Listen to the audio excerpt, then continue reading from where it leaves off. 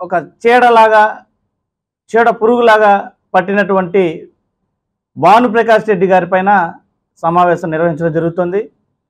ఎందుకంటున్నామంటే ఆ విధంగా ప్రతి ఒక్క ప్రజలకు మేలు జరిగేటువంటి కార్యక్రమానికి ఏదైనా కూడా తగుదునమ్మా అని ఒక శకునిలాగా అడ్డుపడుతూ రాక్షసానందం పొందుతున్నటువంటి వ్యక్తిగా ఈరోజు ప్రజలు కూడా ఆయన గుర్తించేటువంటి పరిస్థితి మనం చూసాం. ఈ మధ్య రోజుల్లో ప్రజలకు మేలు కలిగేటువంటి విధంగా ఏ కార్యక్రమాన్ని చేపట్టినా వెంటనే దానికి ఒక శకునిలాగా అడ్డుపడుతూ రాక్షసానందం పొందుతున్నారు భానుప్రకాష్ రెడ్డి గారు.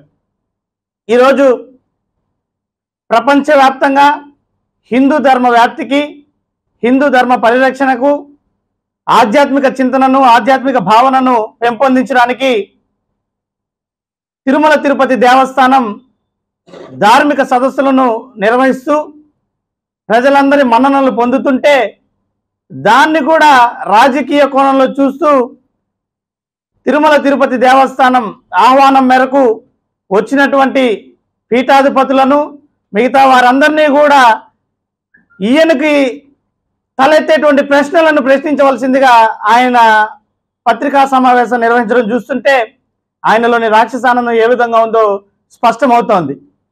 మరోవైపు డైల్ యువర్ ఈవో కార్యక్రమంలో ముస్లిం కమ్యూనిటీకి చెందినటువంటి భక్తులు శ్రీవారికి సేవ చేసుకునేటువంటి అవకాశాన్ని కల్పిస్తారా అని చెప్పి వారు ప్రస్తావించినటువంటి విషయాన్ని కూడా తప్పుదోవ పట్టించేటువంటి విధానాన్ని చూస్తే ఆయనకి ఏ విధమైనటువంటి అసూయ ద్వేషాలు ఉన్నాయో మనందరూ కూడా అర్థమవుతోంది.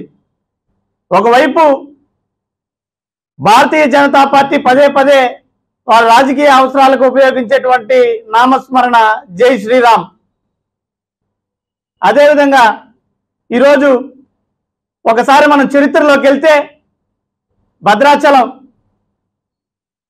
రాముడి చరిత్రలో ఆనాటి కాలంలో ఉన్నటువంటి గోల్కొండ నవాబు తానీషా గారి కలలో సాక్షాత్తు రామ లక్ష్మణులు ప్రత్యక్షమై రామదాసుకి సంబంధించినటువంటి ఆలయ నిర్మాణానికి ఖర్చు చేసినటువంటి 6 లక్షల వరహాలను స్వయంగా రామలక్ష్మణులే ప్రత్యక్షమై ఆ గోల్కొండ నవాబు తానీషాకి చెల్లించినటువంటి చరిత్ర భానుప్రకాష్ రెడ్డి గారికి గుర్తు లేదా?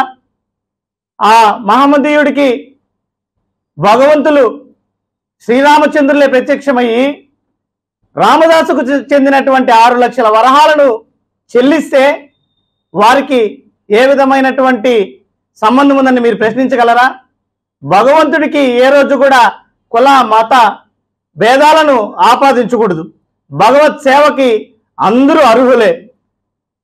మరోవైపు తిరుమల తిరుపతి దేవస్థాన చట్టంలోనే ఉంది, అన్య మతస్థులు ఎవరైనా శ్రీవారిని విశ్వసిస్తే వారికి శ్రీవారి దర్శన భాగ్యం కల్పించవచ్చని చెప్పేసి మన తిరుమల తిరుపతి దేవస్థానానికి సంబంధించినటువంటి చట్టమే చెప్తుంది. ఆ విషయం మీకు తెలియదా అని చెప్పేసి సందర్భంగా మేము ప్రశ్నిస్తున్నాం. Hit TV presents like, share, comment. TV వాళ్ళకు కూడా నేను ఒక సర్ప్రైజ్ ఇద్దాం అనుకుంటున్నాను. మీరు మాత్రమే జెస్సీ ఎందుకు అయ్యారు? ఇలాంటి అమ్మాయిలకి పిలవడానికి బాగుంటుంది.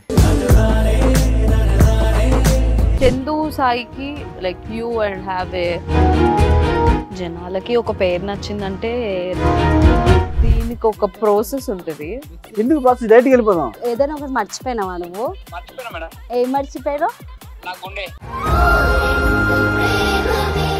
ఏదో ఆ టైంకి మన సుడి బాగుంటే ఎవరన్నా చూపిస్తే రాయగలం కానీ డోర్ టు డోర్ సేల్స్ చేసేవాళ్ళు. శారీ వస్తుంది, శారీలో వెనకాల కట్టుకుని